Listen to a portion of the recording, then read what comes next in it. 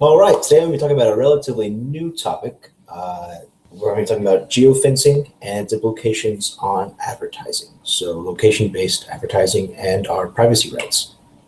So, as a brief introduction, in 2010, civilians gained access to very precise goal positioning data system due to a bill that President Clinton signed. And since then, we've had a lot of innovative, time-saving, and even life-saving technologies been available.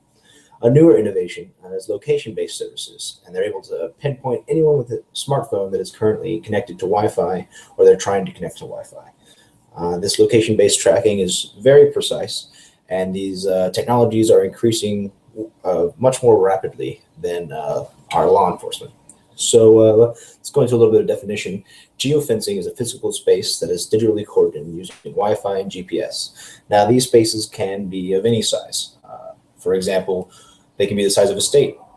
Atlantic City is making sure that people that are doing online gambling are within their state lines. There's also certain apps that use geofencing to make sure that students can't use their applications while they're in school to prevent cyberbullying. I'm going to specifically focus on the collection of our location as consumers. The biggest concern is privacy.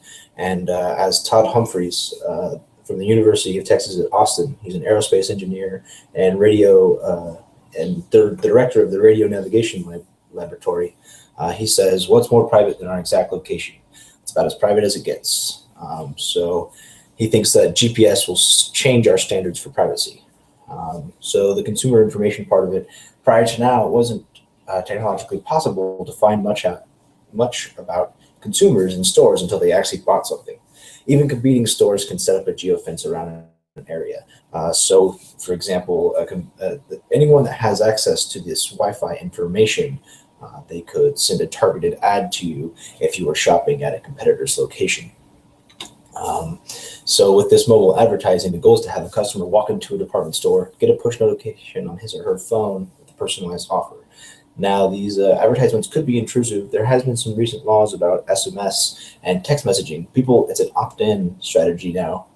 So you can't just walk into a store and receive a text message. But if you have their application, they're able to send push notifications from you and gather your location information. So privacy advocates compare this to the in-store tracking in the early days of email marketing, where marketers could buy and sell email addresses without getting permission from the recipients. So obviously, this is a really big concern if they're comparing it to those recent days of email gathering. And it's probably going to get worse. Not a lot of people know about it. Retailers, startups, and investors love the consumer information. Currently, there are no federal laws regarding any of these location-based situations. Local law enforcement, they do have to get warrants before they can track someone's location. But between private citizens and corporations, it's kind of fair game right now. So the public will strike back. Obviously, if these companies are being too aggressive with their advertising policies, people will vote with their dollar.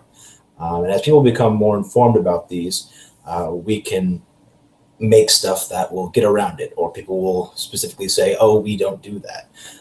And maybe we'll even get some legislation in. But as far as the parts of the ACM Code of Ethics, that of course it has a lot to do with privacy rights, and what we can do as software developers is we can maintain our code of ethics. We must inform the public. Right now, it's illegal to jam GPS signals in the US, and you might think that's kind of crazy, but a lot of times you're not just jamming your own signal, and you would want to, for example, jam the signal of a plane or a ship.